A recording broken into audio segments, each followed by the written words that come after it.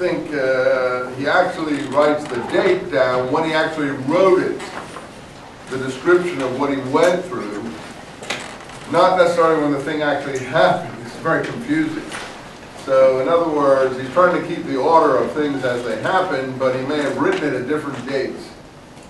So he's making believe, whether you believe him or not, and I don't believe him, well, some of the time. I think he's a liar. This is my own personal view that he's a liar. He just seems like a liar to me.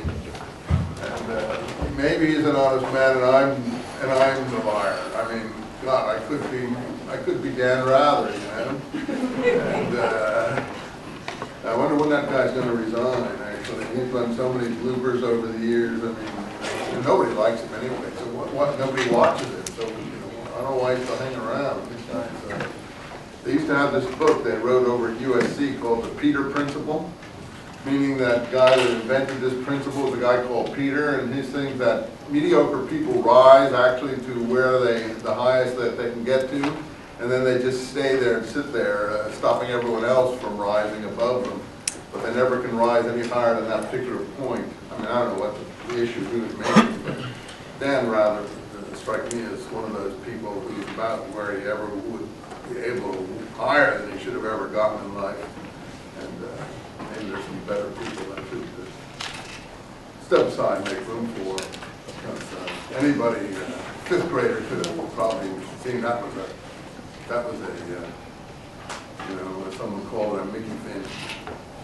I probably don't use this expression anymore. I heard someone on television last night use it. Would you teach me about peyote, Don Juan?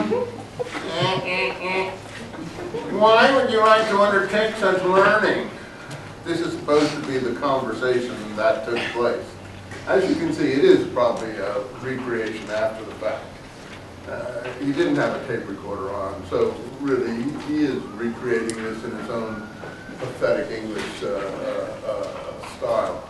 But he gets it, you know, he makes it a dialogue, and it does come slowly. If you can get over this, and maybe it doesn't bother you. Maybe you feel this is normal conversation and it doesn't annoy you. I mean, I'm used to reading Hemingway and people like that, and he has a much more interesting style. I mean, I've ever read Hemingway's conversations in fiction. I mean, that really is boom, boom, boom, boom, boom. The guy really has honed his presentation of conversation down to an art, and that really is impressive. But this is like a second-grade comparison to that. So, but I'm sure this guy made as much money as Hemingway, so we don't want to knock him too much. I really would like to know. It's not just to want to know a good reason. No, you must search your heart and find out why a young man like you wants to undertake such a task of learning. Why did you learn, Don Juan? Why do you, in this conversation, really? Why do you ask them? Maybe we both have the same reasons. No, I doubt that. I'm an Indian. We don't have the same path. All right, now he's getting into it. I want to learn about just to know, but I assure you, Don Juan, my intentions are not bad. I believe you, I smoked you. Okay, so now Don Juan is getting down to the point. He intuits that this person is got authentic reasons. What? It doesn't matter. I know your intentions. Will you teach me? No.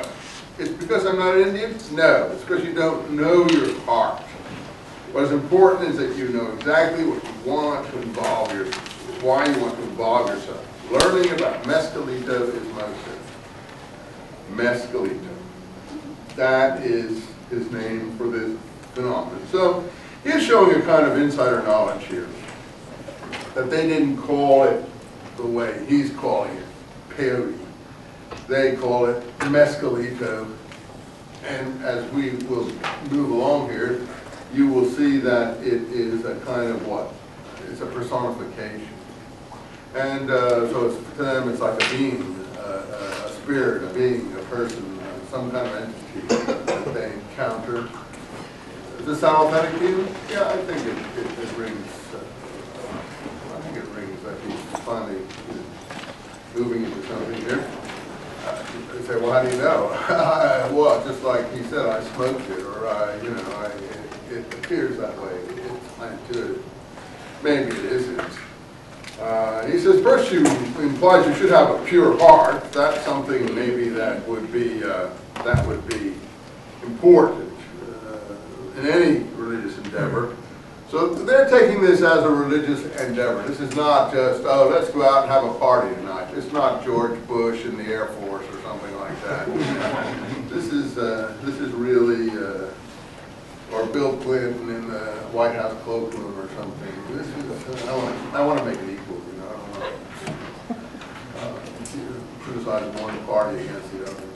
But this is really serious religious stuff, theoretically. That's how it's presented. And that's how we want you to approach it. But Don Juan, I must say, is a serious teacher, and he doesn't want people to dabble with this stuff. This is not for the weekend, a retreat down in Cancun or spring break along the Florida coast or something. This is supposed to be something that people approach in a serious manner with a proper purity of conscience, if you like, concentration.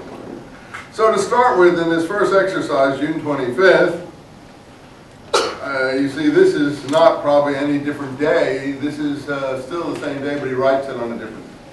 That's why you got these dates here. It's free. What's he doing here?